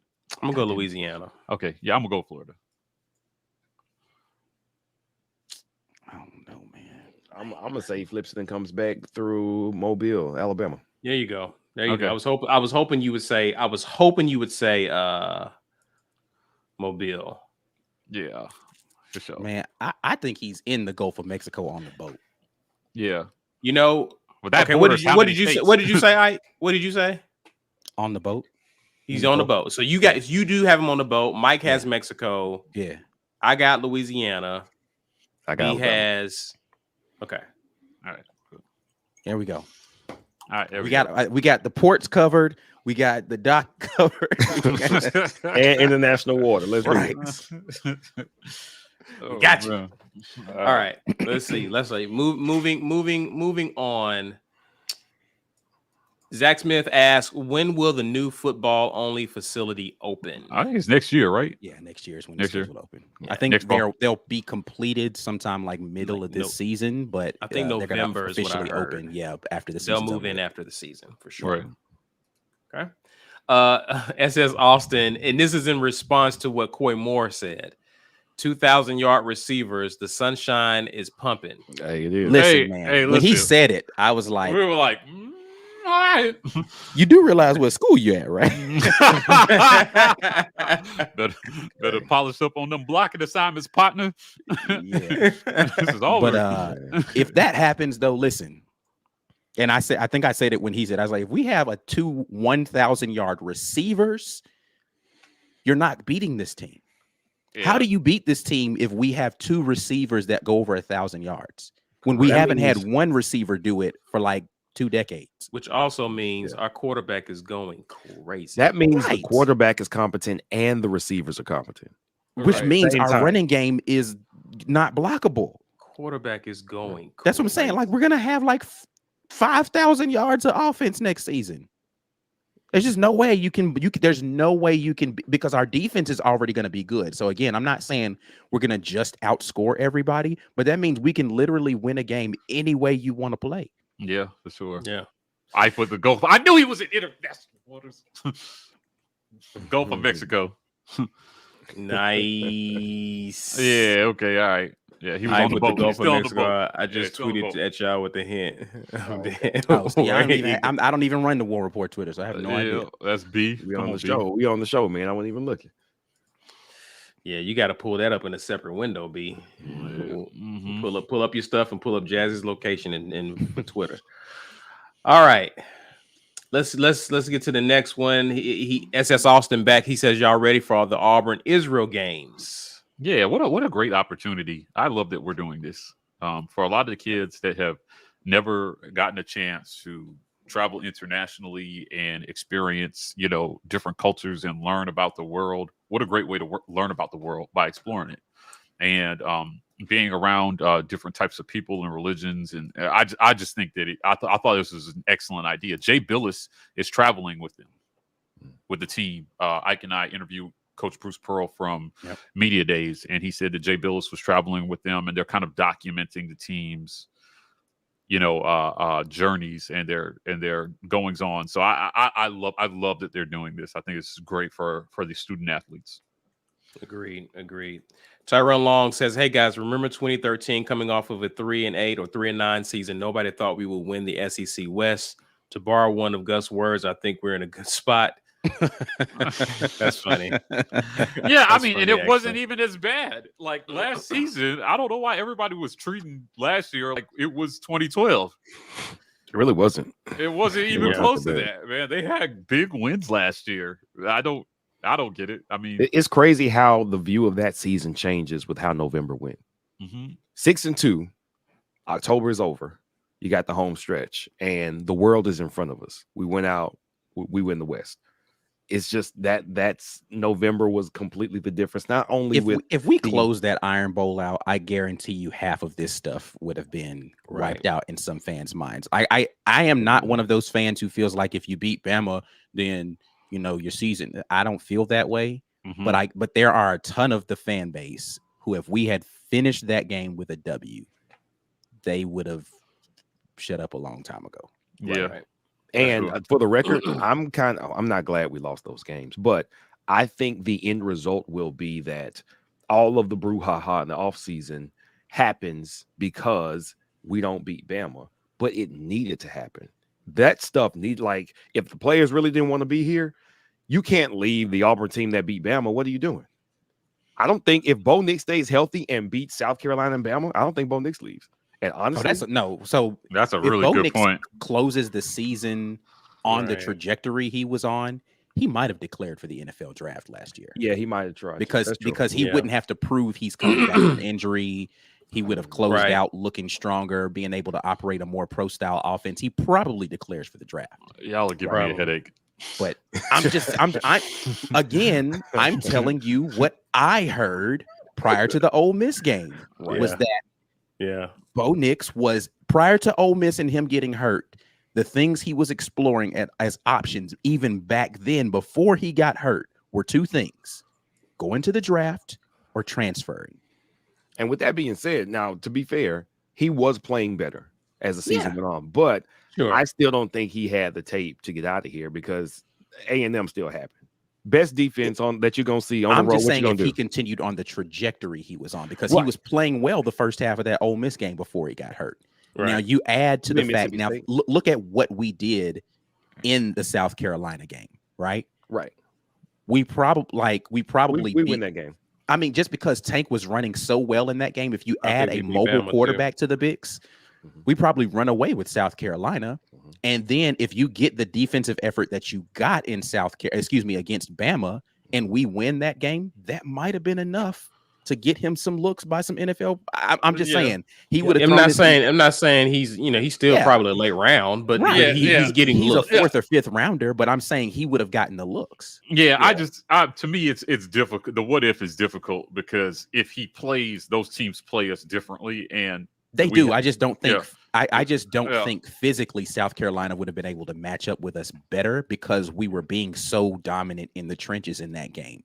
And Tank was going nuts. And if you add a quarterback with mobility into the mix of that and a play caller, and you can say what you want to about Mike Bobo, he had started to figure out how to call plays for Bo. Right. For Bo. Yes. Right. And so you factor all of those things in and a defense that's fired up in the Iron Bowl. Now, again, if we win the Iron Bowl, does Derek Hall come back? Right. You know what I'm saying? Like there's just a lot of what ifs that start to go into play. So we can only play forward what actually happened. I'm just telling you what Bo Nix and his team of people were looking at were transfer or NFL, depending upon how those last few games of the season went. And the reason I bring it up, though, is because I think we accelerated a process that needed to happen, because I don't think that a bunch of players jump ship. We don't lose as many if the vibes are good. We talk about what a poor culture is like. Like, I don't think Jimbo, we talked about it. Jimbo's not going to keep all those players at his school just off of sheer numbers and who can play in what position. They're not all going to stay. I think on top of that, when you have players who come to the school specifically because, well, y'all gave me the most money, that's not because you liked it. That's not because you liked your teammates. That's not because it was the best system for you. And that's not because you were getting developed. We are going to have a better recruiting pitch in all those areas than more so than I think NIL when it comes to the UT and USC and Texas A&M and Ohio State. So listen, Miami, there are certain players now in college football who are going to be able to say most NIL, let's go. And players will go there simply because of the advantage in the NIL. Right. However, I don't think that makes for the best environment or the best culture on a team. And for that reason, it ends up working negatively unless you are winning at such a clip that everybody stays in line. That is the only thing that can alleviate or cure culture to a certain extent. A lot of winning. And even sometimes you look at something like the Lakers when they tried to do 4P. They talked about it all the time. It was almost untenable. And the winning wasn't even enough. Two of the most dominant players of their generation probably ever, Kobe Bryant and Shaquille O'Neal, and they couldn't stand each other. Right. And the winning they were doing was not enough to make an untenable situation better. So here, which is why the Warriors work so well, because they're all non-ego. Right. Right. Because their best player is not a selfish player. And that's why it works. So here, that little bit of extra winning, South Carolina and Bama, and that's me projecting that, I think it is just enough winning to keep things together. But I think things needed to break apart. Yeah, we needed to get out of here. Tank said cancers on the team that left. Yeah. Some of those cancers would have still been here if we had done enough winning. Yeah, and that's why I'm glad they're not. Yeah, I'm with B. Like, it's hard to say that you're happy that we lost, but I'm not regretful about how things happened because there were things that needed to change, and sometimes winning makes you complacent. It covers and up stuff. Yeah, right. And then you get fooled into thinking that you don't need to make these changes that you need to make. So, like, which is why, unfortunately, and this is going to seem like a shot at him, which is why the Gus regime was always so difficult to get from under, because when he would win, people would be like, "Oh, it's working." It's like it's not though. It's not. It's actually really broken, and y'all keep trying to tinker with it, but it's not working. Unpopular opinion: 2017 was one of the worst seasons to ever happen to Auburn because it kept Gus for another. It was the biggest fool's gold in the history of college football. Right? That was such an emotional roller coaster. Because you beat two #1 teams in back-to-back weeks, and your two biggest rivals as that too. Yeah.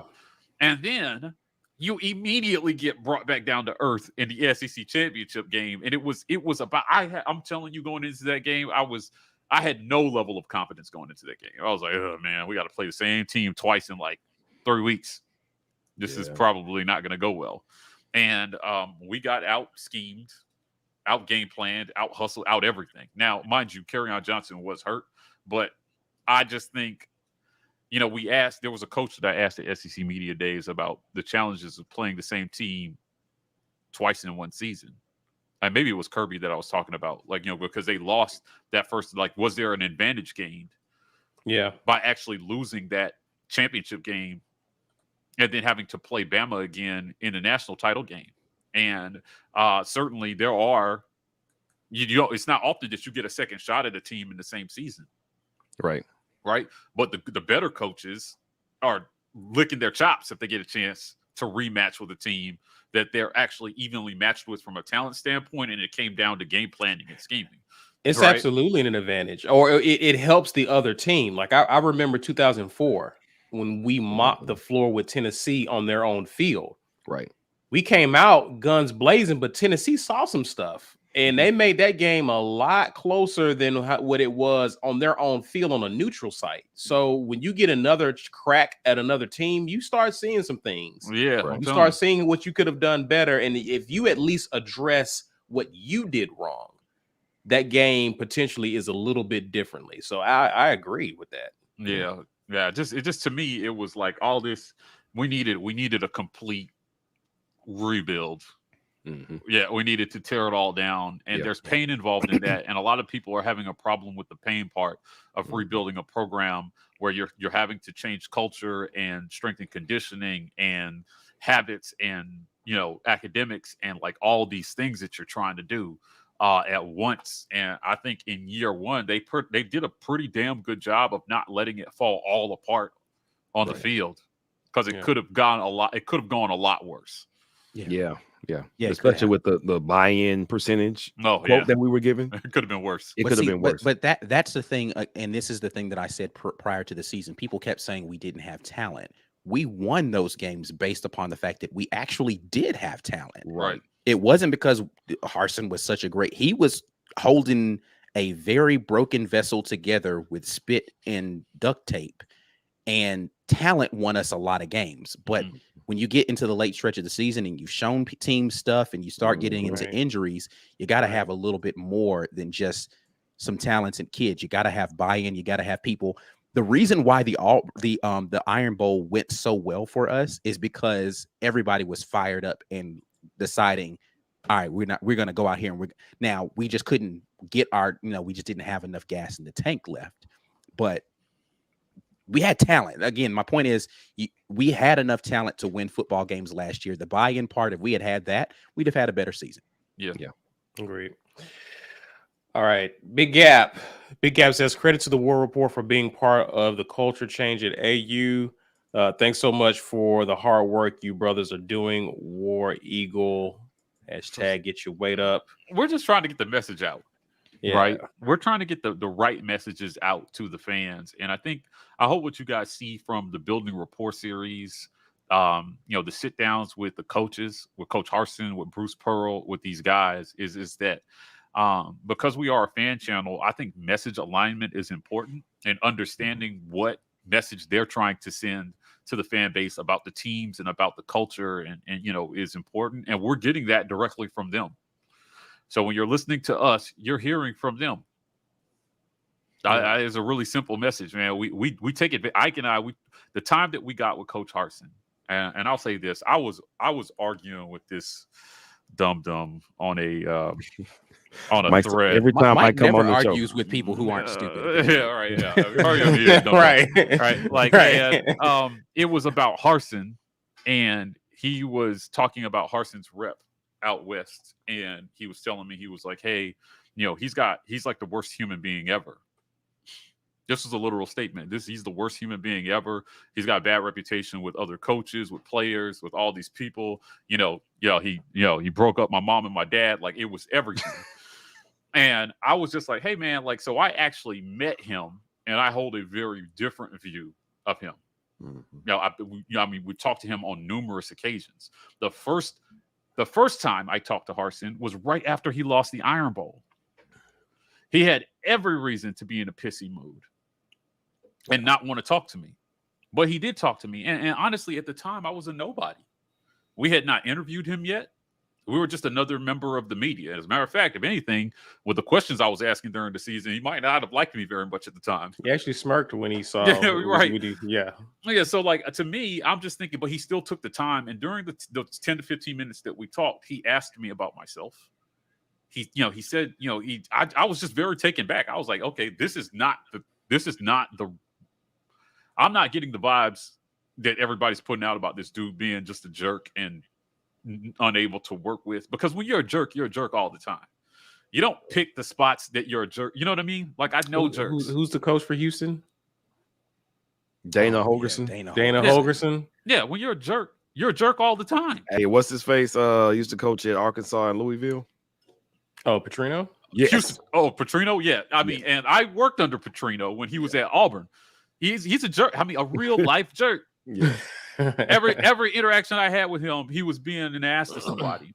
And I'd never gotten that vibe from Harsin. And then when we got the chance to sit down with him, I could probably say this better than I can. He was so gracious with his time.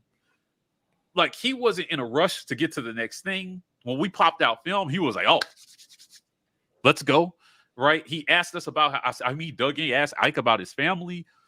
We talked for maybe like 30 minutes before we even started recording. Mm-hmm. It was such a great conversation. I was just thinking, like, again, to me, it's not buttering up the media. I don't even know if I consider us media, but like, it was, I just think that this coach deserves the benefit of the doubt. I think he's a good guy. I think the narratives that have been out there about him have all been wrong. And I mean, if he's such a jerk, though, like, why do all of these coaches who've been coaching with him why do they follow him around and not have issues with him? Right. His chief of staff has been his chief of staff forever. Like 10 years. Look, so this dude was trying to tell me that, you're basing your opinion of him on a 10-minute conversation when he's got to be nice to you. You're the media. And I'm like, first of all, no, he doesn't. Yeah, there's plenty of people who are not. Yeah, nice turn on the TV. Nobody has to be nice to the media. Saban certainly has his moments when he's not very nice to the media. So, first of all, no, he doesn't. Second of all, you're telling me that your sister's brother's cousin was a walk-on, and that story somehow means more than my direct interaction with the man. That's why I think these conversations are so important, because, it's a Big Gap's comment, which is why I brought this up, is that, we're trying to get in and bring you guys like a firsthand account of things that are happening and messages that are coming out of the program, rather than reading somebody else's account and then trying to translate what that means for you guys. And he's about ball. Like, let's be clear. Yeah, that's why SEC Media Days, he thanked Mike for asking him a football question. He's like, I don't want to talk about this stuff. Like, why are we? That's not being a jerk. I just don't like. I literally don't want to talk about that. But when we talk about subjects that I actually enjoy, I light up. Who isn't like that? If you come to me and you talk to me about the Twilight series, I'm gonna be like, "What? Are you serious? Like, are we really having a conversation right now about fictitious vampires. Yeah, Ike, are you team Jacob or team what was the other guy? Edward? I know what you're Edward talking and Jacob. I Right? don't even know. Ridiculous thing. I don't even know. But like Girls out literally, here if you picking ask teams me of that vampires and question, werewolves. so like that would be like me, Ike Jones from the War Rapport, going and sitting on a panel that's supposed to be about sports media, and someone asked me a question: am I team Jacob or am I team Edward? Hey, Ike, I just wanted to know real quick. Twilight's out right now. You team Jacob or I'll be like, what?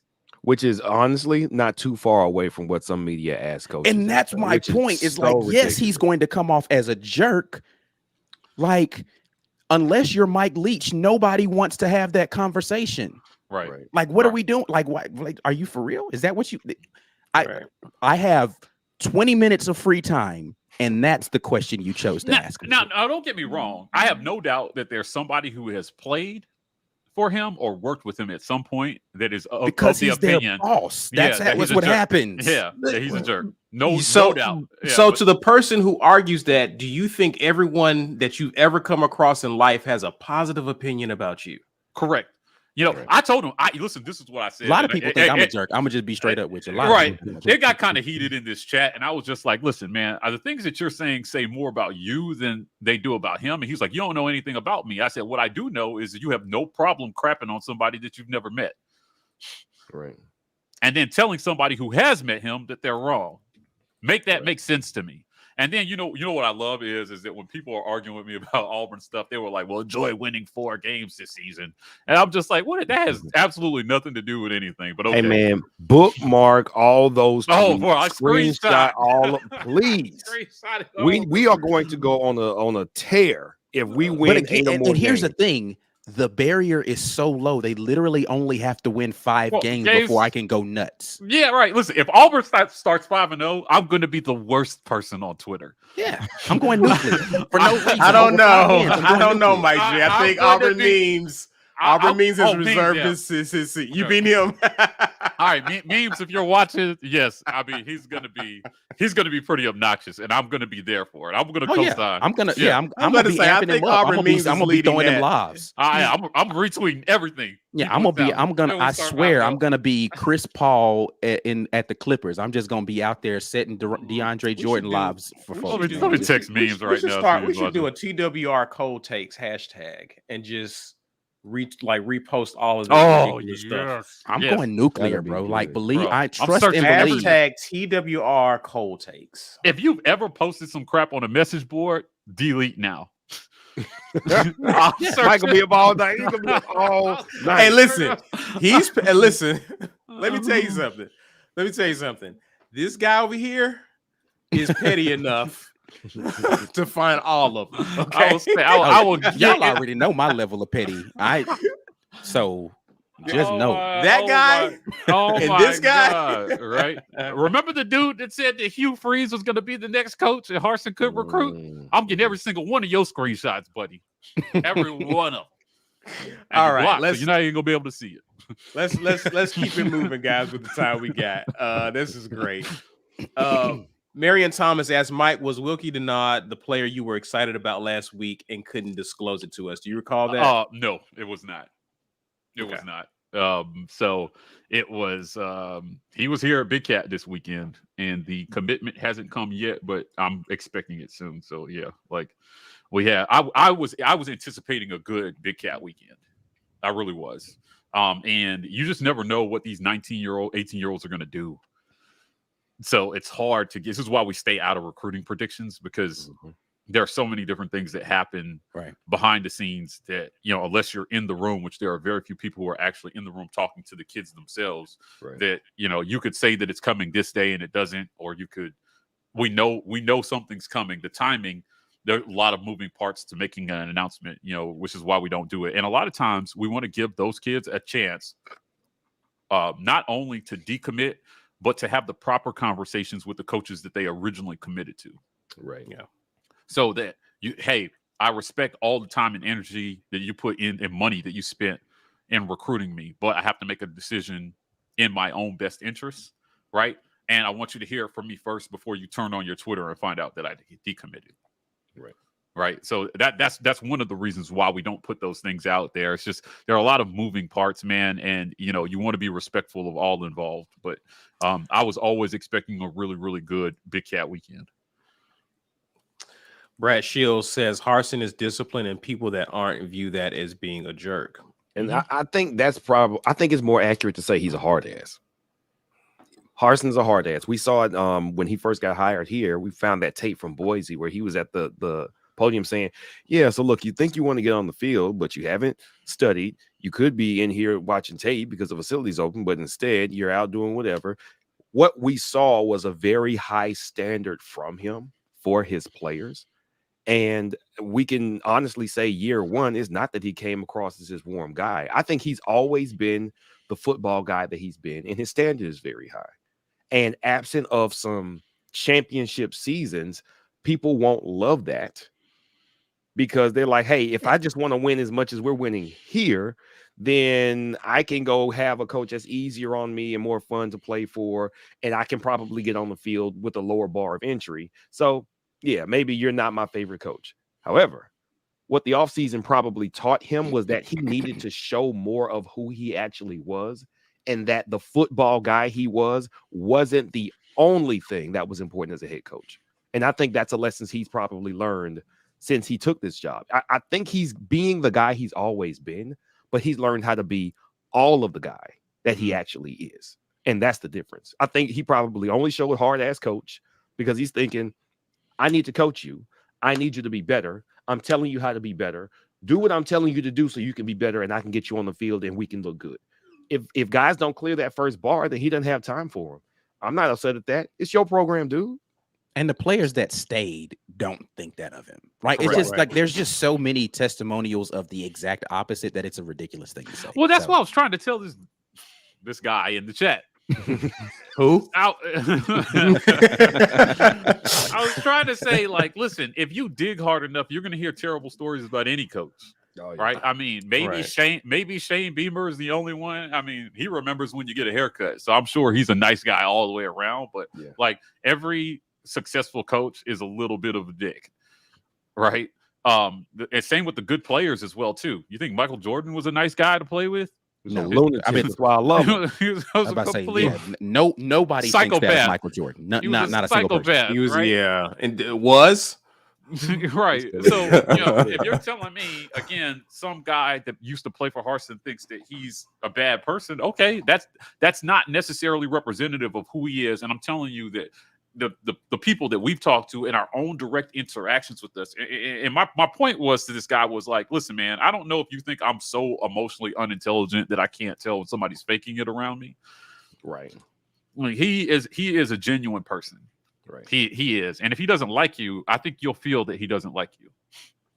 Right. And he doesn't have to pretend to like you just so you think that he's a nice guy. Like that's the thing that I never get about people. It's like, why do I need to pretend to like you just so you'll have a high opinion? I don't like you. I don't care what your opinion is. I don't care what your opinion is. Yeah. Like, so he's not out here trying to make friends with people who were trashing him. Right. Right. He's not. That's not it. And we got close to him because we spent the requisite time cultivating and building that relationship so that we could, talk to him at some point and he can just understand, hey, this is what we're trying to do. Right. And here's why you should talk to us. So we sat down and listen, man, if he didn't enjoy talking to us, I promise you we would not get access again. Yeah.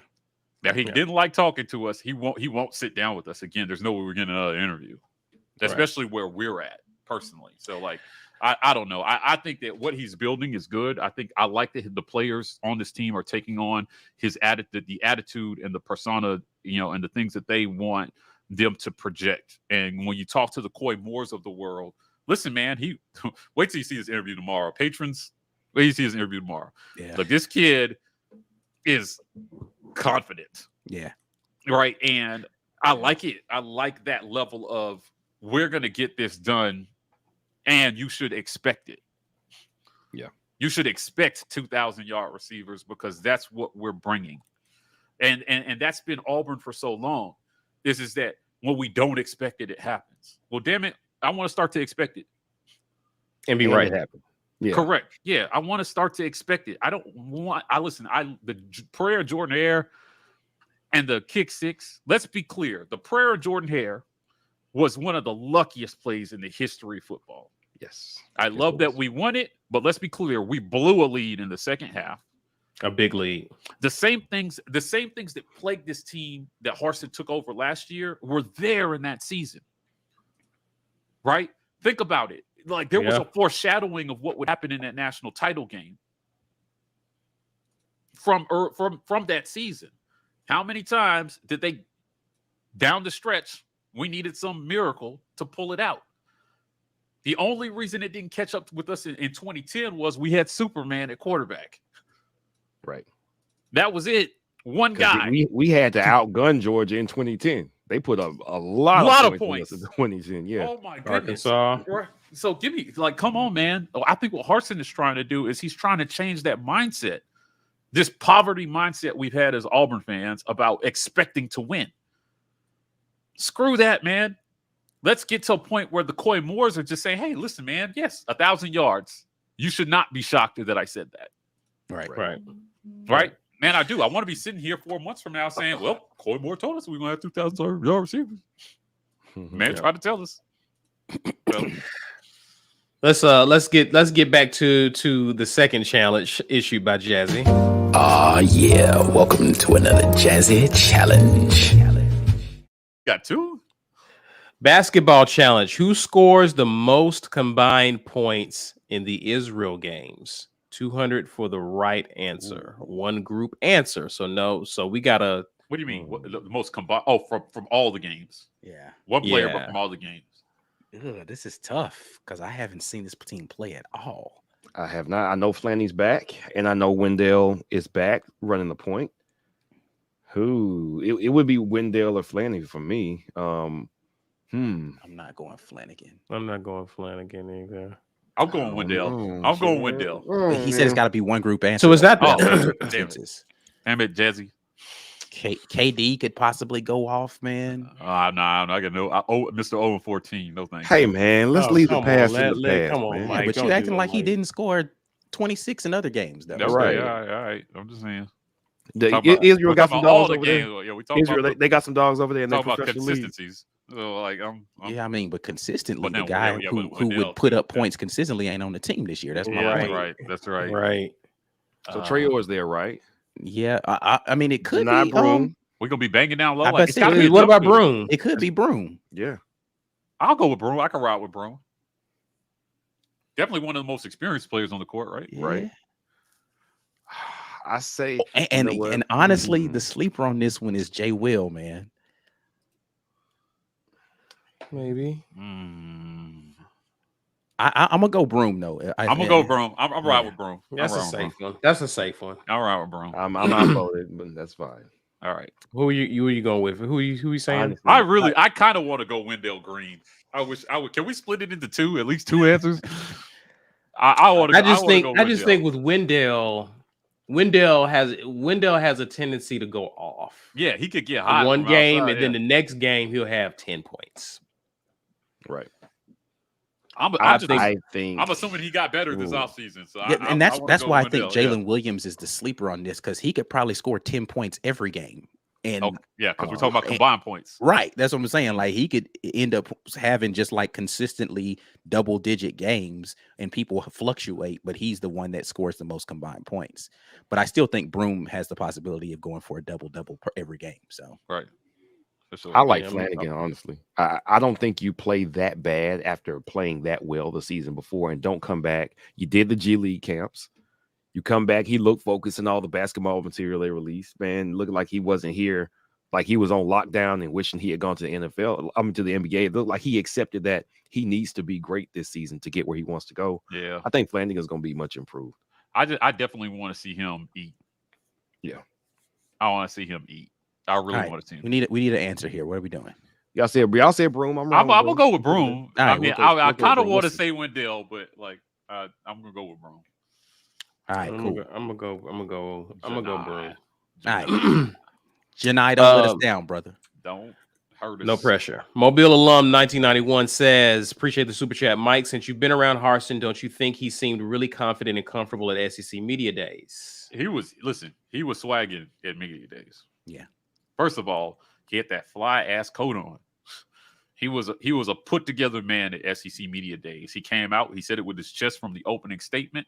A lot of you didn't expect me to be here, but I'm here.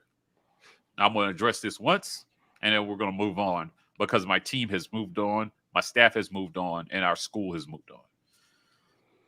I think, and that's what you got to be. He's always, listen, he didn't just become a head coach. I mean, people need to remember that. He's been coaching a long time, and he's had a lot of success. As a matter of fact, prior to Auburn, in terms of FBS head coaches, he had like the third highest winning percentage over the last decade. Now, mind you, it was at Boise, but still, this man knows how to coach football. He's just coaching it at a different level now. Mm-hmm. Right? So if you bring in better athletes, which they're starting to do, then you might see better. I mean, because it's better competition, obviously, week in and week out. And he's getting a baptism by fire, man. It's the SEC. So yeah, I think he is very comfortable in his own skin. I think that the players sense that, and they are comfortable and confident. And belief in self is paramount. Yeah. Right. If you don't believe in yourself, nobody else is going to believe in you either. So. AD says Mike G is going to break the internet and will be a nightmare for naysayers if Auburn starts 6-0. Listen, we said 5-0. If we start 6-0, that means we beat Georgia. That means we beat Georgia. If we start 6-0, we will be insufferable. Listen, I don't care if we don't win another game. The rest, if we start 6-0, well, we're gonna win at least one more game because we have more cupcakes. If we start 6-0, are we right out? Are we in the top 10? We're in the top 10. Yes. Yeah. If we start 5-0, we're in the top 10. Honestly, that means we'll beat Penn State. We'll be right outside. We'll be right outside. We'll be in the top 25 easily, but I don't know about top 10. With a Penn State and an LSU win. Yeah, Penn State, LSU, and Georgia. We'll be. I don't even know. I'm saying he said 5-0. I don't think we get to the top 10 at 5-0. I don't know that. Not off of those two. Yeah, who would have been because of where we are right now? If we were in the top 25 to start the season, and then we started 5-0, we'd have a possibility to be there, depending upon who fell in front of us. That's right. But if we beat Georgia and we haven't lost a game, don't talk to me. Mike, I agree that Penn State isn't good, but the perception polls are about perception, and Penn State is perceived to be a good program. We're starting too far back. That's what I'm saying. We're starting too far back. We're not in the top 25. Yeah. Where's Penn State? Wait. How we win those games would matter, though. It would matter. I still don't think we climb into the top 10. I you think do we a could get top 28-10 on Penn State. You do a 34-17 on LSU. I still don't think it happens. Nobody's giving us the benefit of the doubt until after we play a real team. And honestly, I think people will start to take 25, notice after Penn State. Yeah. They'll start to take notice after Penn State. Yeah, you're on watch after that. It's the Georgia game that's going to, because that's a huge, like, they always make a big deal when the defending national champions lose their first game. I'll tell you what. Here's the only way I see that. If they do what I thought they would do last year, and they're pitching shutouts, sure, I will buy that. If nobody has scored the first 5 games and we're 5-0, then yeah, we have a possibility. Or you know what? Maybe even no touchdowns allowed. Yeah, I mean, like if field goals, the average points we're allowing is like 6 points per game. Yeah, then maybe, and we're scoring like 30 a game, then that's a possibility at 5-0. Yeah, it would be a big. I just think the jump would be too big. I understand what y'all are saying. I'm just saying it's not. It may be very unlikely. Yeah, it's super unlikely because we're going to be happy with where Auburn is if we go 5-0 regardless. Yeah, but 6-0, I could definitely see the beauty of playing in the SEC West just doesn't matter. If you win enough games, you're gonna be in there. That's what I love about being. It doesn't matter where we start now. 2004 Auburn fixed that for everybody. All right. Yeah. Doesn't matter how far out the top. If you win the SEC West and you win the SEC championship game, you're in there. It doesn't matter where you start. Right. Yeah. So, all right. Mobile alum says, and this is a response to the question he asked you about Harsin. It's like Harsin knows he's going to shock the world. I think Harsin just knows that none of what has happened has affected the mentality of this team in a negative way. If Right. anything, it's energized them. So again, the expectations right now is that he doesn't even reach 5 wins this season. And he's like, what? Are you serious? 5? Okay. Yeah. All right. 5. Sure. Now, after I win my 5th game, what are you going to say then? Right. Right. That's his whole mentality is we get to 5 wins, and then what can you say? Then when we get the 6th win, then what are you going to say? Right. Because again, the mentality is we're just going to win the next game. Okay, fine. You know what? His confidence to me, it reeks of y'all have no idea what we actually do and who we have here, and you also have no idea how to evaluate who was on this team last year and what their true value was to this team. Like, we got rid of players that actually were net negatives when you add in attitude and buy-in. But you think that guy was good just because he was here and he had some numbers. So you think we got worse. And you have no idea what the guy who's coming in behind him can do. People are completely oblivious to, and well, they're not oblivious. They're the media. They understand that culture is valuable in sports. I think in the pros, people really understand culture because you can hear teams just kind of wilt away and break down when the culture is bad. And you'll hear all reports after about how bad it was and how the coach was terrible. And like, what's his name? Up in Detroit, the carry-on played for him, Matt Patricia. It's like they were talking about how people hated Matt Patricia. People did not like this guy as a guy. It's not like, oh, he's a hard football coach. No, they did not like this man. And the Lions were very bad because of it. And it mattered that they got rid of the guy. It always matters. But in college, people think, well, you do what the coach says, you line up, you got the talent or you don't. No, culture still matters. Whether or not you like the guy lining up next to you matters because you're playing for that guy. Every championship team that will ever tell you, we interviewed Mike pulled together the greatest first-year job of any media platform ever and interviewed 2004 undefeated team players for Auburn University who came out and said, hey, we're going to start a media company. This is what we're going to do to start. And all of them talked about how close they were. They play for each other. They like each other. They had been here for 3 years with each other. The bulk of those guys that were contributors were seniors. It mattered that who they were there with, going through these trials with, it all culminated and they were able to put it together for this season. You think Ronnie and Cadillac come back if they don't like each other?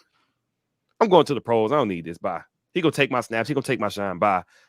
You get rid of that attitude. You get players feeling invincible because they are the biggest, the strongest, the fastest they've ever been. You get guys who now don't have to think so much. It's not so cerebral because, okay, I understand what we're doing now. We ran this route last year. Last year was my first time seeing these routes. It was my first time seeing these concepts. Now I got it. Or in somebody like Shed who improved, I was trying to catch the ball with my body too much. Now, you know what? I got it now. All of these things. Coy Moore had a very interesting comment in regards to body catching. Man, that Coy Moore interview. Anyways, continue. But yeah, all of these things, not all fans see is, well, what's their recruiting rankings like? Well, they lost this last year. Well, the guy that was starting the last few games wasn't very good. Almost everything that anybody could complain about from last year has changed or is different. You just haven't seen it yet. So what is the media voting on? What they've seen, what they know. So much of it is different, man. It's just not the same anymore. And Mobile alum also came back and says, I think that's because of his statement saying he sees these kids every day and the media does not. They don't know. The media ain't digging into Auburn. And to further that, he said, we don't play the media.